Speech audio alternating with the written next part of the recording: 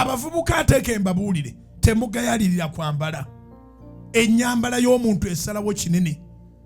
Endabika y'omuntu esalawo. Abantu bangi abaagala okwesiga naye nga balowooza nti oli muyaayi kuba oyambala ng'omuyaayi.